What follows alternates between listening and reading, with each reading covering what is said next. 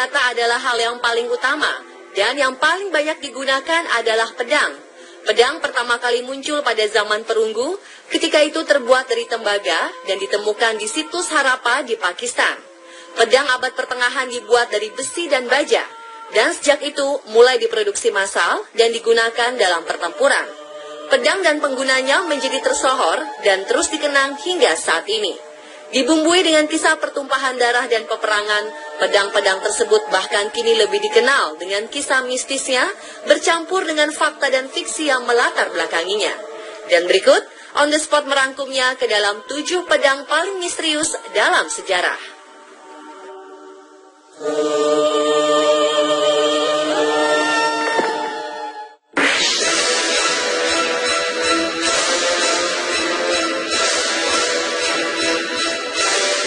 Di kalangan umat Islam, banyak yang menganggap pedang Zulfikar adalah pedang paling legendaris yang pernah ada.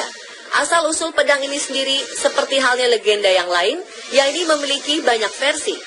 Ada yang menyatakan pedang Zulfikar adalah peninggalan dari Nabi Daud alaihissalam yang akhirnya jatuh ke tangan Nabi Muhammad SAW. Sementara ada pula yang menyatakan bahwa pedang ini didapat Rasulullah sebagai rampasan saat perang Badar.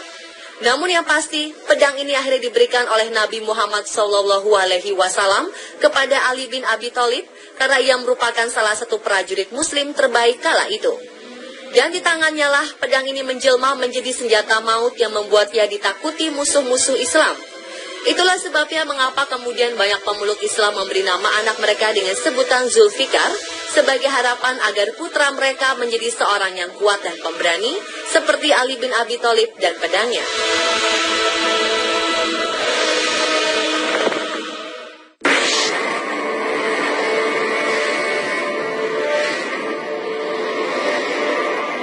Pada tahun 1945, sebuah pedang misterius ditemukan di kuil Sisno no Kami. Pedang ini terbilang sangat aneh karena mempunyai 6 cabang di samping kanan kirinya dengan ujung yang dianggap sebagai cabang ketujuh.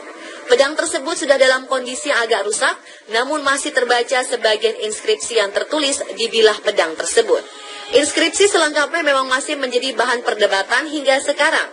Namun yang jelas, pedang tersebut adalah hadiah dari Raja Korea kepada Kaisar Jepang Jinggu dari masa Nihon Shoki. Hal ini sesuai dengan apa yang disebutkan dalam naskah-naskah kuno yang ditemukan di Tiongkok, Korea, dan Jepang. Para ilmuwan dari ketiga negara tersebut juga meyakini bahwa legenda pedang bercabang 7 yang dianggap memiliki kekuatan mistis milik Kaisar Jinggu ini memang benar adanya, walau masih menjadi perdebatan hingga saat ini.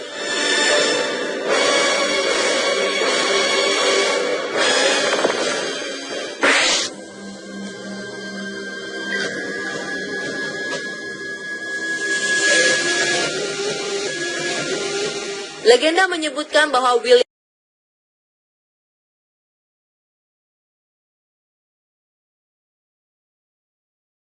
Menurut legenda, orang naas yang diikuti William Wallace adalah Hugh de Cressingham, yaitu juru tagih pajak kerajaan Inggris yang dikalahkannya dalam perang Stirling Bridge ketika itu.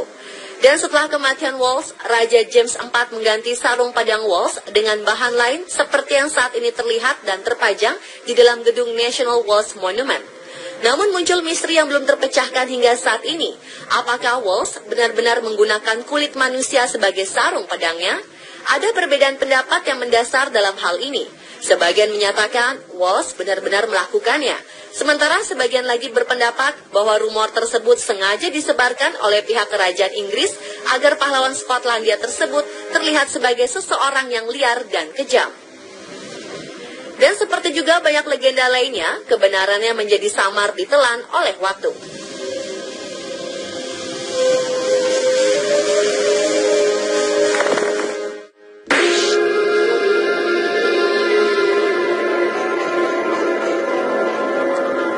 Legenda pedang yang menancap dalam batu seringkali dihubungkan dengan legenda King Arthur dari Inggris. Namun pedang yang satu ini tidak berada di Inggris, melainkan di Italia, tepatnya di Capo Montesiepi, Tuscany. Diketahui orang yang menancapkan pedang itu adalah Galgano Guidotti yang lahir pada tahun 1148.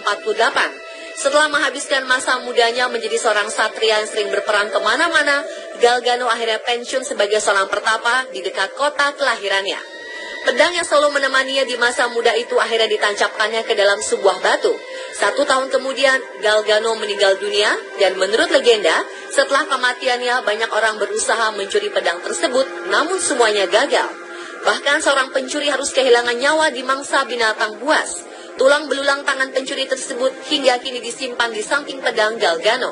Legenda pun ketika itu menyebutkan bahwa suatu ketika Galgano didatangi oleh malaikat dan diminta untuk bertobat dan berhenti berbuat jahat. Galgano mengatakan bahwa bertobat baginya bagaikan membelah batu, lalu ia pun mencoba menancapkan pedangnya pada sebuah batu. Tak disangka pedang tersebut tertancap dengan mudahnya ke dalam batu itu, dan sejak saat itulah Galgano bertobat.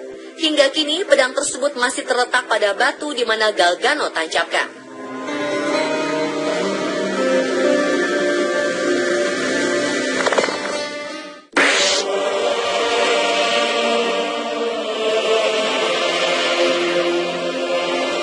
Masamune adalah seorang pembuat pedang dari Jepang yang dianggap sebagai salah satu yang paling hebat dalam sejarah.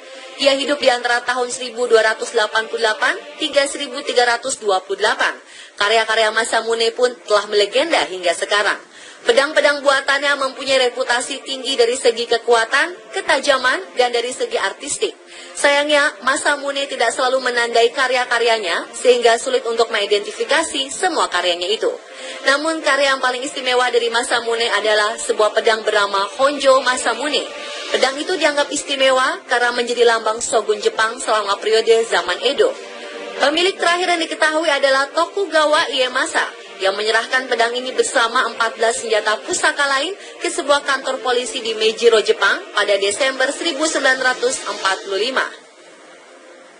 1 bulan kemudian pedang itu diserahkan kepada tentara Amerika, dan sejak saat itu pedang tersebut hilang jejaknya.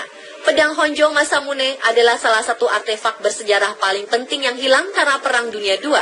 Namun diketahui, kini setelah Jepang menyerah dalam Perang Dunia Kedua, pedang Masamune jatuh ke tangan tentara Amerika bernama Sersan Coldy Timor.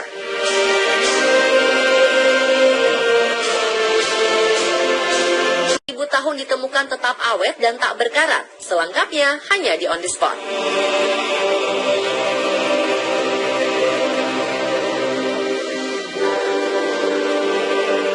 Bertemu dengan saya Juragan Uya di rumah Uya.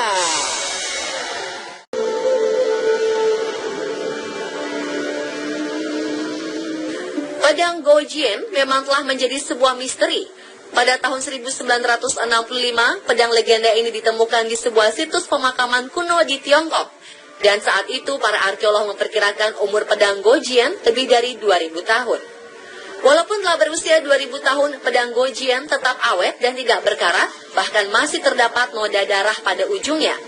Diketahui pedang Gojien dahulu dimiliki oleh seorang raja pada dinasti Yue, Gojien, dan dipercaya sebagai pedang legendaris yang terdapat dalam kitab The Lost History of Yue. Menurut kitab tersebut, pedang Raja Gojien dibuat istimewa dengan mengerahkan kekuatan langit dan bumi. Saat ini pedang tersebut dikenal dengan sebutan The Bronze Sword of Gojien.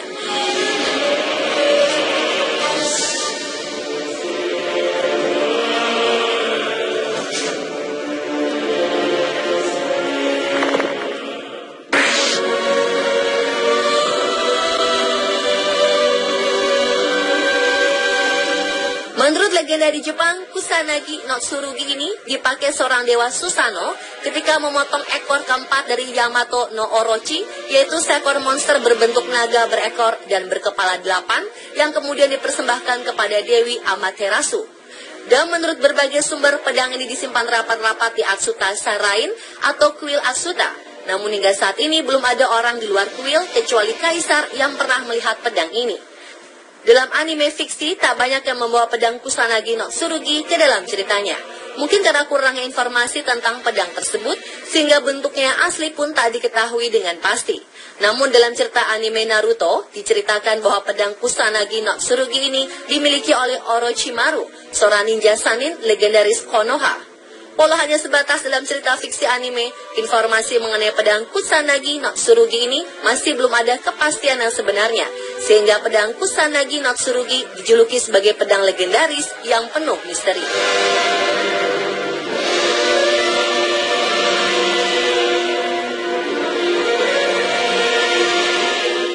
Siapa pemirsa ketujuh pedang paling misterius dalam sejarah versi on the spot?